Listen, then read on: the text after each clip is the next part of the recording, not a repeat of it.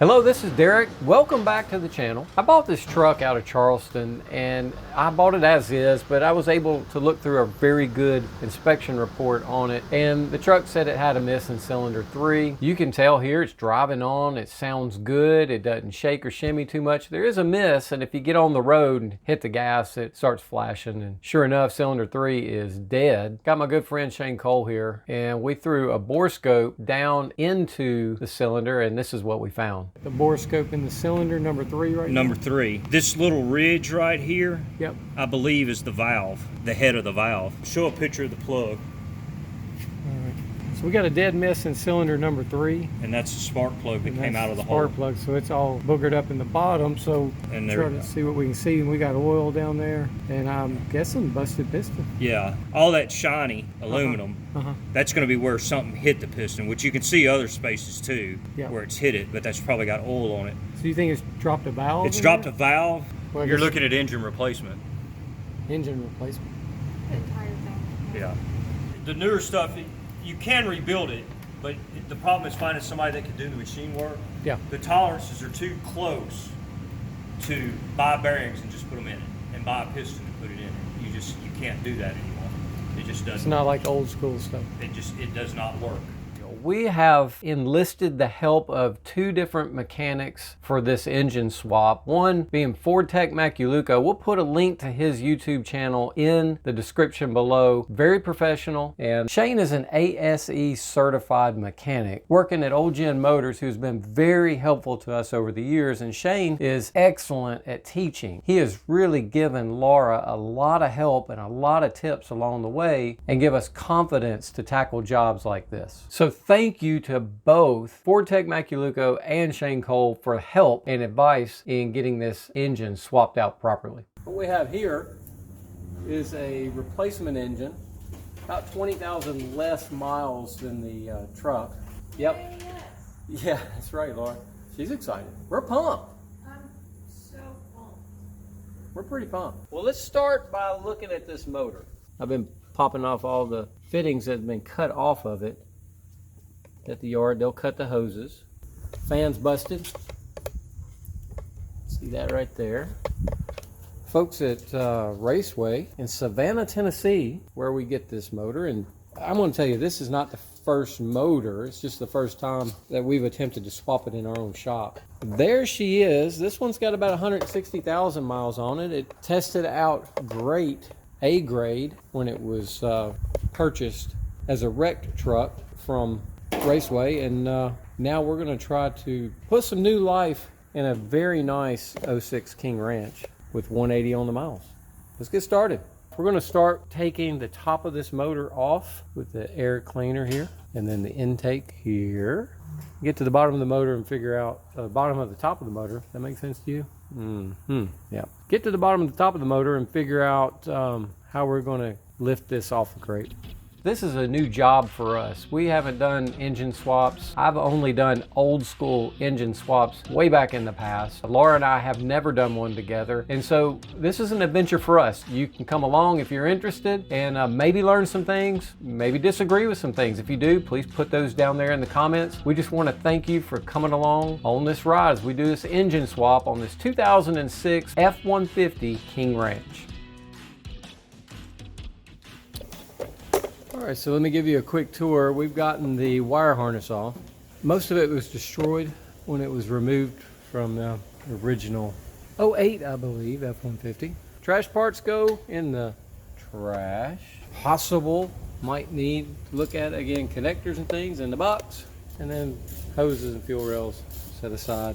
Of course, we just took off the air box.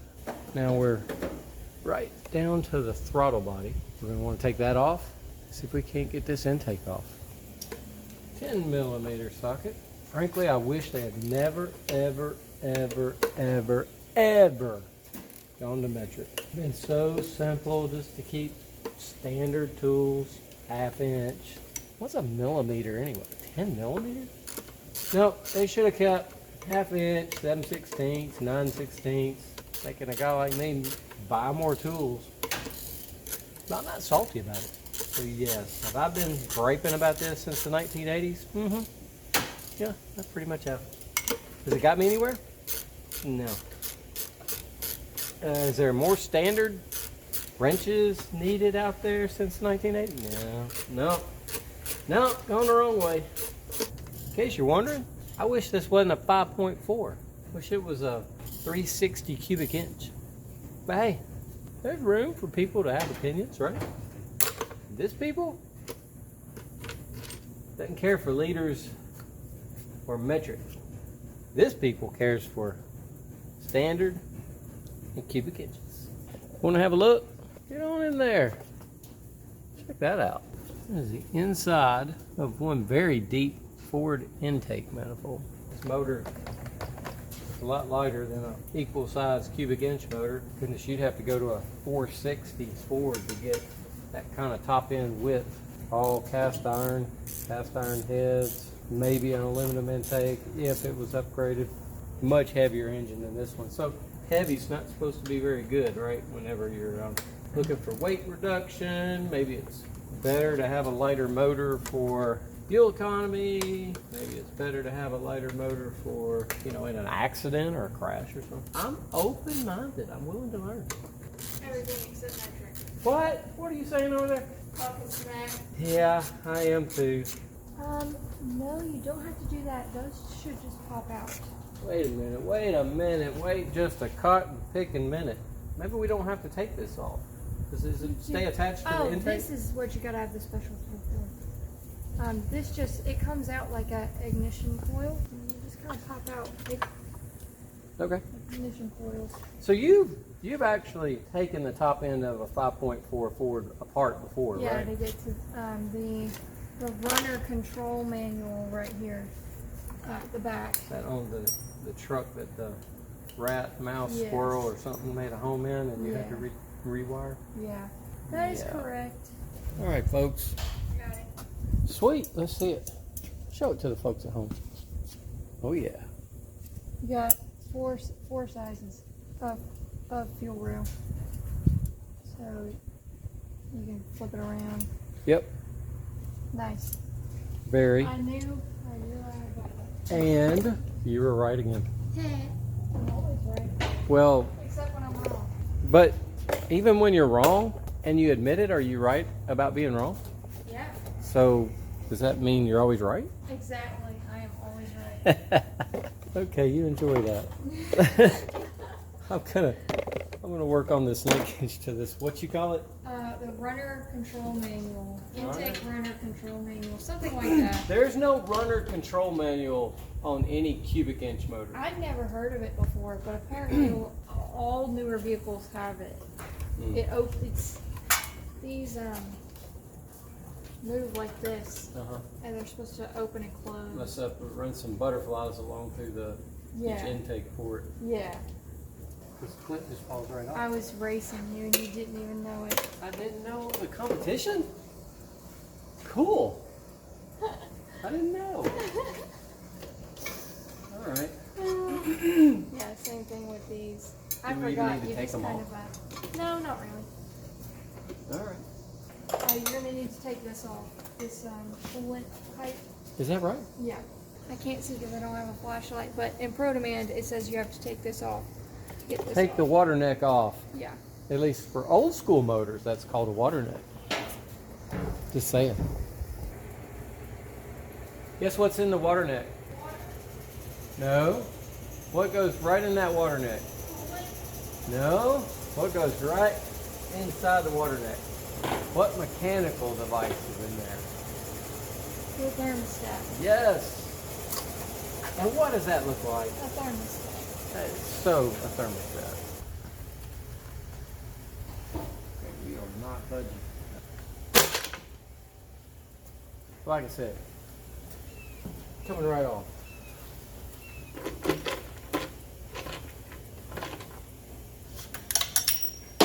Hello, dropping stuff.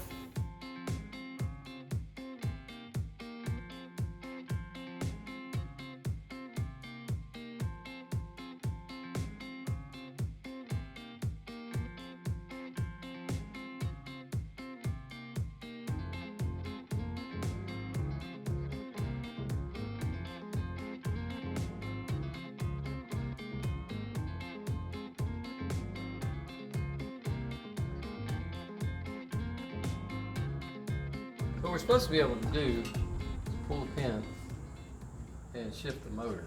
Whoa. So, and then Wow. we could spin it and set the next pin. Oh. Help me get on in there a little bit. All right, we'll just do that there. Oh gosh. Well, the pin's a little small for the hole. All right. Can you tell this is our first time with this engine stand? This is your first time with any engine stand. All right, so here's some things around the motor that I wanted to look at. The whole thing was sitting on the oil filter. So we need to inspect, clean around here, and make sure we don't have any cracking. You know, our oil pan, sadly, was all dented up. So we're going to take this off. You just ordered the oil pan gaskets for that, and we're going to swap it out with the old oil pan from this truck. So, well, it's all looking pretty good. I don't think a whole lot of weight. Filter's dented right here, but I don't think that the housing has been cracked or damaged. Certainly can't tell that. One more place to look first before I move on. Yep, don't see any damage. I'm thinking that one's gonna pass. Good deal.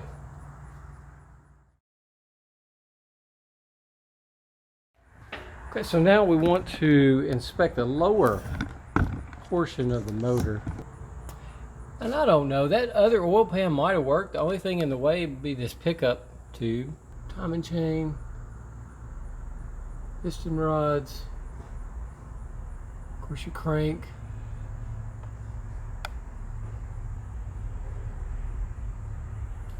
Looking pretty good in there. If you've ever wondered what your dipstick looks like inside the pan, wonder no more. It's your dipstick tube, and that's what it looks like in the pan. So when your oil level, of course this engine is tilted, but when your oil level is sitting right in here, correctly positioned, then that's plenty of oil to lube the whole motor. Well, that satisfies my immediate concerns about how it's been sitting on this crate. I think we're going to be able to start moving forward, getting this engine prepared to go into its new truck.